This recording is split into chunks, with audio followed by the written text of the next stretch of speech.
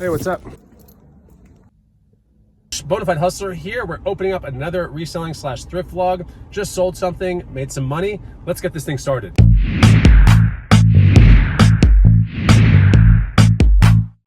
What's going on, guys and gals? Chris, the Bonafide Hustler, coming to you live from the inside of Micro Small Spaceship. And yeah, we just sold a Pelican 1600 case that had a drone in it at a garage sale that I picked up for 10 bucks. We sold the case alone for 50 bucks. It turned out that there was actually a latch that was broken on the case, but it doesn't matter. You know, good cases, broken latches, people still want to pick them up. But that's where this vlog starts off. Don't forget to follow me on Instagram at the Bonafide Hustler.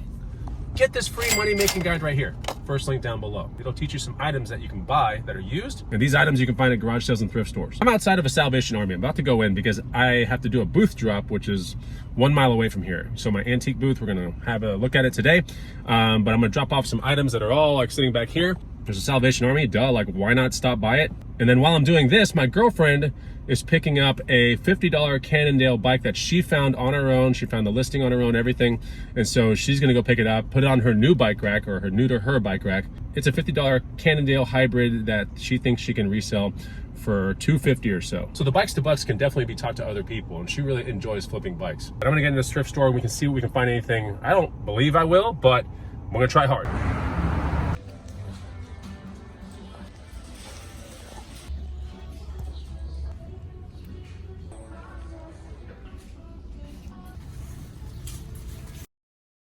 Some of the things we're dropping off, we got a felt hat, we got some cool two-tone boots right here, windbreaker, some more two-tone boots right there, some Steins, an elk antler, jacket, pebbled leather jacket right there, Moroccan lampshade, the hide lampshade from the flea market find from the last vlog, and probably some other things that are under all that stuff. But yeah, 2 bins full of stuff, and we are dropping it off right here at the Round Rock Antique Mall. So let's get this done and see how the booth is doing. Okay, we're at the booth and it's looking pretty good. I don't think I showed this in the other vlog, but check out these 2 windows that we got for $25 a piece. Stained glass, pretty awesome. Probably lead paint as well. Crazy stuff. You might see things in here that you saw from other vlogs, and it's looking pretty good. I did spend 5 minutes tidying this entire booth up, but it looks pretty awesome. We got all kinds of cool stuff in this booth now. Stuff that's found at the bins. Look at this, crazy. I mean, I'm happy with it, but man, people tear this booth to pieces, like just normal people trying on things. There's just stuff scattered everywhere. So when I came in here, I was like, oh my God. But it usually takes about 5 to 10 minutes to, you know, remedy. But yeah, I still have to go to the car, get the other box, but you know, it's looking pretty good. I'm happy with it. The next day, and I'm gonna sell this juicer right here. This is a VTR 350 Omega juicer. And to be honest, this is one of my, maybe, how many listings do I have locally? I have no idea, 50 to 60, maybe 70, I don't know. And it's just one of those listings that I just haven't relisted in a while. Or should I say I've relisted it a bunch of times, but I haven't actually deleted it and relisted it, which is the proper way to do it. So yeah, this thing right here, deleted it and relisted it yesterday. And I've been asking 50 bucks, and all of a sudden, because I actually deleted it and relisted it the right way, we have a buyer today. It's crazy. So I'm outside of a CVS and we're about to get this thing sold. And then I don't know where else the day's gonna take me, but we'll see if we can buy and resell some more things. But we're gonna get this thing sold. It's a pretty cool juicer. It's a masticating style with a kind of top loader. And I recently, well, I wouldn't say recently, about 3 months ago, I got the one that's more of a side loader, which is better because it doesn't like clog up as much. You know, these do clog up kind of a lot, but you know, at the end of the day, if you just want a juicer, that's a really good deal. All right, person's here, let's get it sold. Just like that, we have 50 bucks. We sold a juicer that I found at a garage sale for 10 bucks. Oh yeah, I forgot to tell you, I spent 10 bucks on that thing. A couple days down the way, and it's morning time, and we got this bike that I think was on the last vlog. So I picked up this bike a week ago for 150 bucks, listed it for 650, and someone offered $600. So we're gonna see if we can get this thing sold for that much. I did switch out the seat. I already had this seat just kind of sitting in inventory. But this is a Trek Dual Sport 3 Gen 5 2024 model hybrid bike. Really cool bike. I mean, absolutely cool. I probably would have kept it, but it's a little too slow for me, and I tried. It's actually a fantastic bike. Riding quality, amazing. Really changed my mind about Trek. It's a pretty awesome brand, at least the new ones. But yeah, it's a pretty cool bike, and we're gonna get this thing sold. This is a hybrid bike, so hybrid bikes kind of look like this, but really it's more like a hybrid urban commuter. But Trek, they market it as a hybrid bike. It's called the Dual Sport. And this is one of the first years where, or one of the second years where they eliminated the suspension fork in the front, and they put like a rigid or a carbon fork. So yeah, pretty cool bike, and hopefully we'll get it sold for 600 in like 5 minutes. All right, looks like the person is here. Let's get this thing sold. The bike's in the back of that car, and we sold it for 600 cash right here. It's just sitting right here. So yeah, pretty quick transaction. It was like 5 minutes or less. We really liked the bike. Obviously the bike was cool, and we'll see where the rest of this vlog takes us. Same day, and I caught an ad on Nextdoor for a $100 bicycle. I offered 60. Person countered me at 80, and I held it 60. So this is a Giant or a Liv Giant A-Lite. Last one I sold was like 3. The one before that, 350. So we're gonna pick this one up for 60 bucks. And we're almost about to be at the person's house. All right, guys, opening the garage, and it looks like the bike is right in there. Let's go get it. So here's the Liv A-Lite. Pretty cool bike. Comes in different trims, but this one has the rim brakes, and it's in good condition, really good condition. You can see the grips don't even have like anything crazy on them. Nice bike.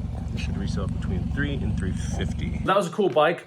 One of the things that I think you've seen it on channel, but when I decide to go buy a bike, I'm always looking at time outlay. Listing a bike is really easy. I look at a couple things. Time outlay, like how long does it take me to get the bike and come back home. I also look at like projected time outlay on the repairs needed, which I only get into bikes that need none to very little repairs.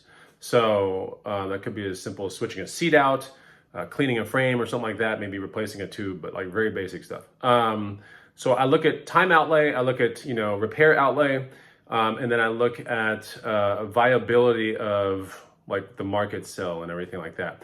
And a lot of times I want to make sure that I'm getting roundabout north of, $75 to $100 an hour, which almost every bike flip usually ends up being like that, if not more, So that's what I'm looking at per hour. I look at a per hour kind of thing, because there have been some bikes where it's taken me 30 minutes to go get it or 45 minutes to go get it.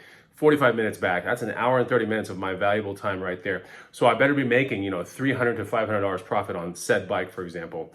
So that's kind of like what goes on in my head, like when I decide to buy a bike. I thought it would be a really good idea to close this video out with some pretty popular Q&A that I get, and we'll take a look at 5 pretty popular questions. And if you have any questions for me, then put it down below, and I'll see if I can answer it on the next video or the video after that, or maybe progressively answer it through the vlogs.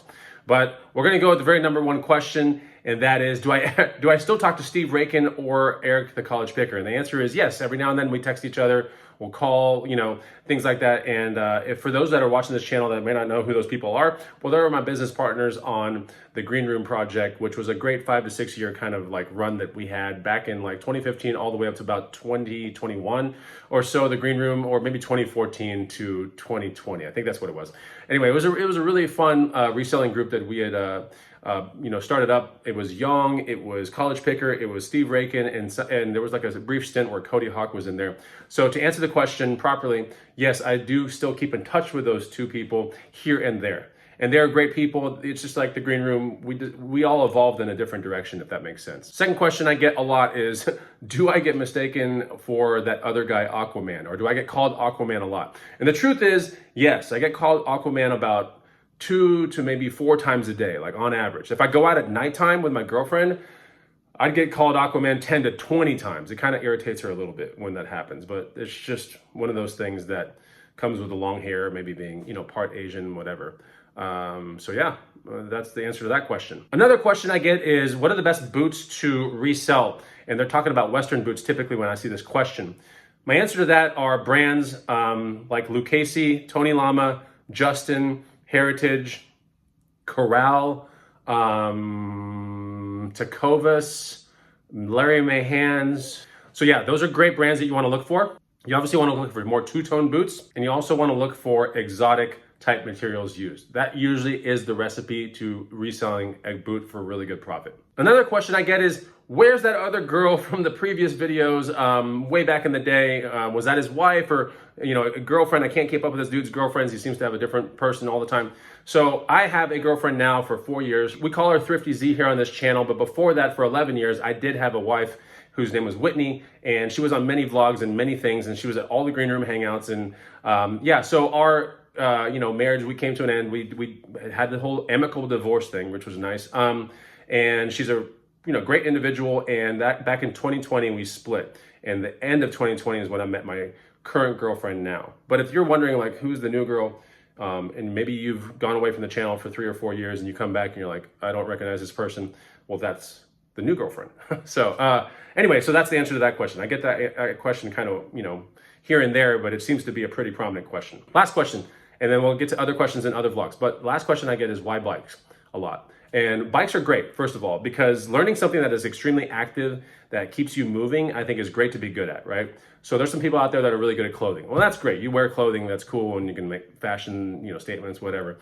But at the end of the day, it doesn't keep you active, really. Bicycles are a different story. Like, I geek out on bicycles. I've been raised around bicycles.